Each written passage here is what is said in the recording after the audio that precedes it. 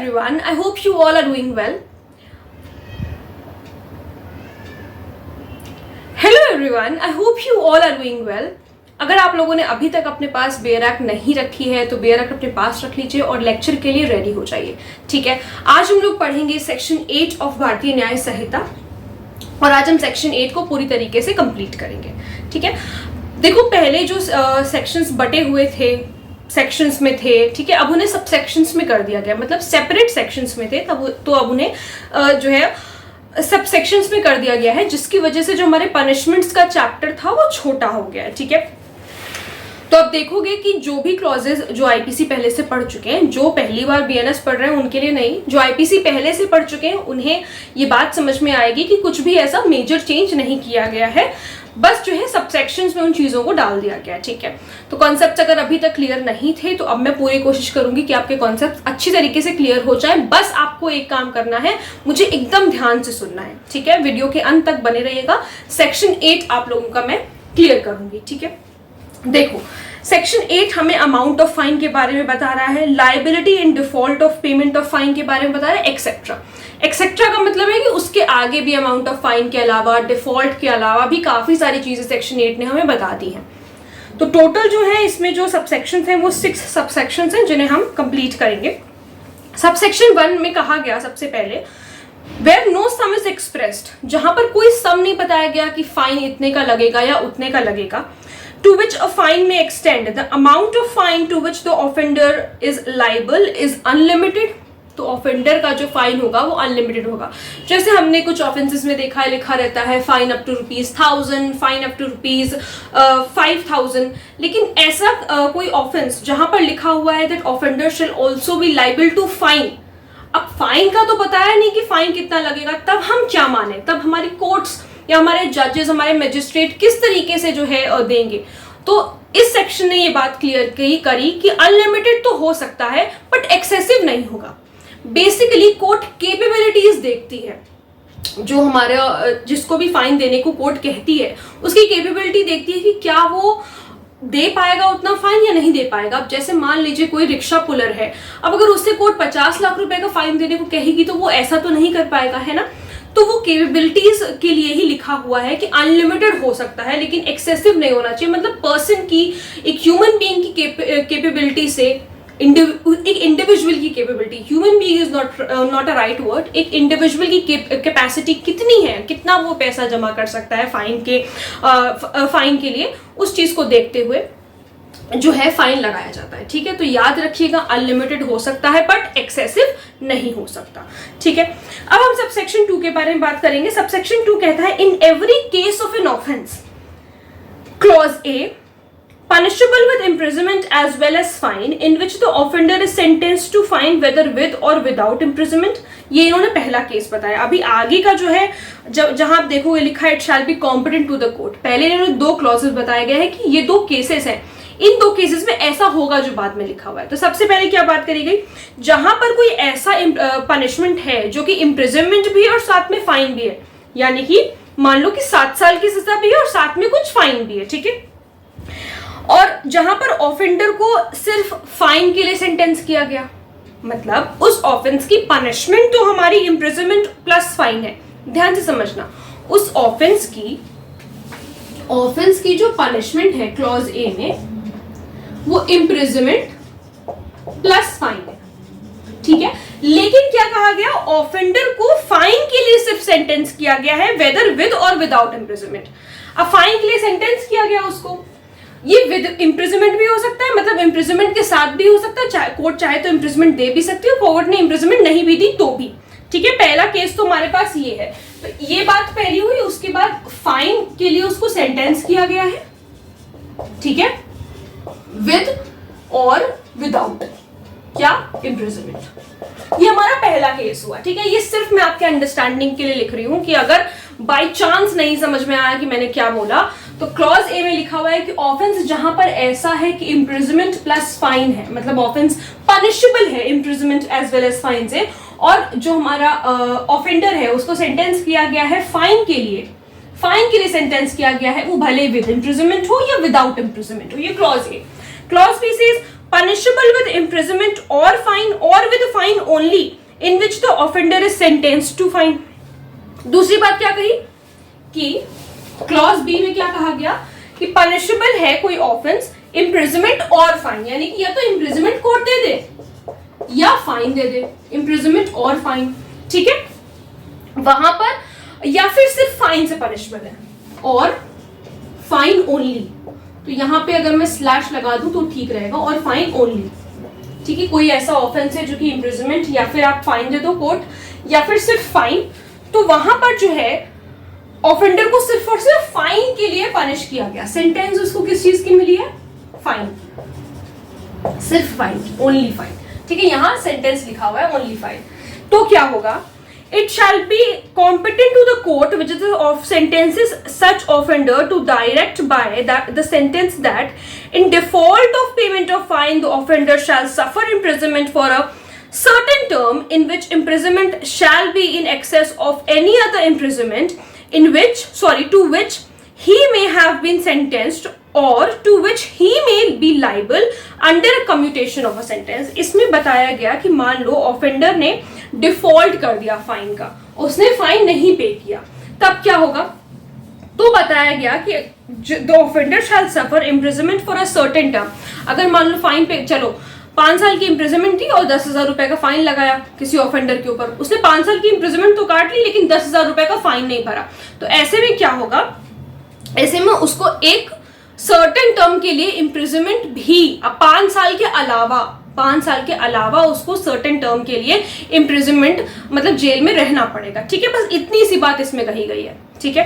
अब हम आते हैं सबसेक्शन 3 पे। सबसेक्शन 3 देखो एक बार फिर से समझो, सबसेक्शन 2 में बस इतनी सी प्यारी सी बात कही गई है कि ये दोनों केसेस थे, ठीक है, तो उसने इम्प्रिजनमेंट तो मान लो काट ली, या सिर्फ फाइन का ही सेंटेंस दिया तो उसने फाइन नहीं पे किया तो क्या होगा, या इम्प्रिजनमेंट काट ली और फाइन नहीं पे किया तो क्या होगा, मान लो 10 साल का, मान लो कि 5 साल की इम्प्रिजनमेंट थी,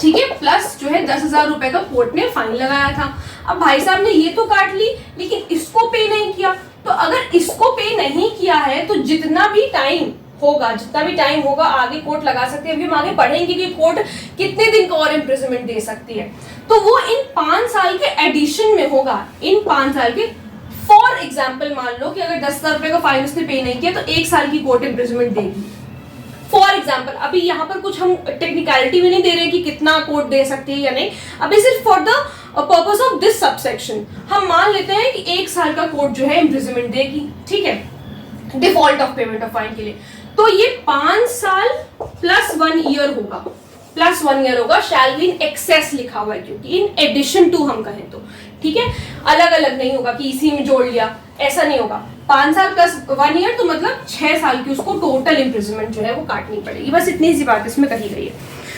अब सबसेक्शन 3 कहता है the term for which the court directs the offender to be imprisonment in default of payment of fine shall not exceed 1/4 of the term of imprisonment which is maximum fixed for the offence. कई बार ये सवाल पूछा गया है कि कितना जो है कोर्ट, कितने दिन के लिए कोर्ट जो है default of payment of fine के लिए किसी ऑफेंडर को जेल में रख सकती है, तो 1/4 किसका, 1/4 of the term of imprisonment which is maximum fixed. जैसे मान लो कि थेफ्ट का उसने पनिशमेंट, उसको थेफ्ट का उसने ऑफेंस किया था, पनिशमेंट नहीं, थेफ्ट का मान लो उसने ऑफेंस किया था। अब हम सबसेक्शन 3 समझ रहे हैं, मेरी बात को ध्यान से समझिएगा। थेफ्ट का उसने ऑफेंस किया तो हम जानते हैं थेफ्ट का जो है 3 इयर्स है, ठीक है, 3 इयर्स है, 3 इयर्स प्लस फाइन है, कुछ फाइन कोर्ट ने लगाया होगा, इन्होंने फाइन पे नहीं किया, ठीक है। अभी ये सब भूल जाओ, बस ये याद रखो कि इन एडिशन टू होता है, जो भी इम्प्रिजनमेंट होती है उसके साथ उसका इन एडिशन होता है, उसके एक्सेस में होता है, ठीक है। अब थेफ्ट का जो है ये मैक्सिमम है, आपको पता होगा कि मैक्सिमम है 3 इयर्स थेफ्ट का, इससे ज्यादा पनिशमेंट नहीं दे सकते, मैक्सिमम पनिशमेंट है, ठीक है। तो मान लो कोर्ट ने 2 साल की उसको इम्प्रिजनमेंट दिया था, ठीक है, 2 साल की इम्प्रिजनमेंट दिया था और कुछ फाइन लगाया था उसके ऊपर, ठीक है, और कुछ फाइन लगाया था। 3 साल की मैक्सिमम है, आप जानते होंगे कि हर केस में क्या होता है कि कोर्ट जरूरी नहीं है कि एकदम मैक्सिमम सेंटेंस जितना उसमें लिखा हुआ है आपके कोड में उतना ही दे दे, ऐसा कोई जरूरी नहीं है, है ना। कोर्ट मिनिमम भी देती है, कम मतलब बीच का दे सकती है, मैक्सिमम 3 इयर्स दिया हुआ है। अब कोर्ट ने 2 साल का इम्प्रिजनमेंट दिया प्लस फाइन दिया, भाई साहब ने फाइन पे नहीं किया तो 1/4 of the maximum fixed for the offence. तो फाइन की पनिशमेंट कैसे होगी ये सबसेक्शन 3 ने बताया कि कितनी होगी। तो 1/4 ऑफ मैक्सिमम फिक्स्ड, यानी कि हम इसका 1/4 निकालेंगे 3 इयर्स का, अगर हम करेंगे तो 36 मंथ्स होता है, तो इसको अगर हम करेंगे तो 9 मंथ्स होगा, तो यानी कि 9 मंथ्स हमारा फाइन के लिए इम्प्रिजनमेंट हो जाएगा। तो अगर हम टोटल देखें तो हमें कितनी, मतलब ऑफेंडर को कितनी इम्प्रिजनमेंट मिली, 2 इयर्स प्लस 9 मंथ्स। ठीक है, समझ में आ गया। ये चीज हमें सबसेक्शन 3 में बताई गई, ये चीज आपको याद रखनी है। इस तरीके से जो है हम कितने का भी सालों का कुछ भी 1/4 इम्प्रिजनमेंट निकाल सकते हैं। क्यों हमने 3 इयर्स से किया, क्योंकि वो कह रहा है मैक्सिमम जितनी फिक्स्ड है ऑफेंस के लिए उतने से हमको काउंट करना है। ठीक है, साफ साफ क्योंकि सबसेक्शन 3 ने कहा। इसमें कंफ्यूज नहीं होना है कि मैम कोर्ट ने तो 2 साल दिया था और हम 3 साल से क्यों कर रहे हैं, क्योंकि भाई सबसेक्शन 3 खुद कह रहा है चिल्ला कर कि मैक्सिमम जितनी फिक्स्ड है आपको उतनी देनी है। आपको कोर्ट ने कितना दिया, कोर्ट ने 1 साल का दिया और 6 महीने का दिया, उससे कोई फर्क नहीं पड़ता। अगर कोर्ट ने 6 महीने का भी दिया होता तब भी हम प्लस 9 मंथ्स करते। और ठीक है, ये बात आपको याद रखनी है। सबसेक्शन 4 कहता है the imprisonment which the court imposes in default of payment of fine. ये जो इम्प्रिजनमेंट जो कोर्ट इम्पोज कर रही है, किसी ने फाइन नहीं पे किया है उस लिए, और in default of community service. Community service अभी हमारा क्योंकि ऐड हुआ है, तो पहले जिन बच्चों ने आईपीसी पढ़ा है उनको ये वर्ड पहले नहीं देखने को मिलता। कम्युनिटी सर्विस का मतलब है कि काम कराया जाता है पब्लिक के वेलफेयर के, लेकिन उसके लिए कोई पेमेंट नहीं दिया जाता। ठीक है, जनरली क्या होता है, देखो कुछ थोड़ी थोड़ी बातें बीच बीच में समझते चलो, जो लोग पहली बार पढ़ रहे हैं, कि रिग्रेस इम्प्रिजनमेंट जब कोर्ट कराती है, जब रिग्रेस इम्प्रिजनमेंट कोर्ट देती है तो काम कराया जाता है, हार्ड लेबर कराया जाता है, तो हार्ड लेबर का कोर्ट ऑफेंडर्स को पैसा देती है, मतलब कोर्ट नहीं देती, गवर्नमेंट पैसा देती है काम कराने का। ठीक है, कम्युनिटी सर्विस में यही चीज है कि आपसे काम तो कराया जाएगा, मतलब मिनिमम है, छोटी पेटी ऑफेंसेस के लिए कम्युनिटी सर्विस जनरली दिया हुआ है, तो लेकिन उसके लिए उनको पैसा नहीं दिया जाएगा, काम कराया जाएगा, मतलब वर्क विदाउट पेमेंट वाला काम है। ठीक है, तो यहाँ पे बताया कि जब कोर्ट ने इम्प्रिजनमेंट इम्पोज कर दिया, मान लो डिफॉल्ट करने के लिए, फाइन का डिफॉल्ट करने के लिए, आपने कम्युनिटी सर्विस नहीं करी इसलिए, ठीक है, तो it may be of any description, किसी भी डिस्क्रिप्शन का हो सकता है, यानी कि सिंपल भी हो सकता है और रिग्रेस भी हो सकता है, to which the offender might have been sentenced for the offence. ठीक है, ये बात हो गई, बस इतनी बात आपको सबसेक्शन 4 में याद रखनी है। फिर हमारे पास है सबसेक्शन 5। सबसेक्शन 5 कहता है if the offence is punishable with fine और कम्युनिटी सर्विस। अगर कोई ऐसा ऑफेंस है जो कि पनिशेबल है फाइन से या फिर कम्युनिटी सर्विस से, the imprisonment which the court imposes in the default of payment of fine और in the default of payment of community service shall be simple. तो वो सिंपल होगी।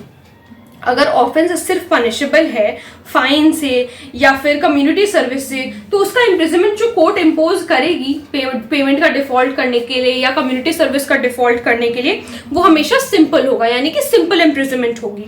And the term for which the court directs the offender to be imprisonment in default of payment of fine और in default of payment of community service, मतलब यहाँ पर एक scale दे दिया गया है, एक स्केल बता दिया गया है कि इतने टाइम के लिए इतना होगा, इतने टाइम के लिए इतना होगा, इतने टाइम के लिए इतना होगा।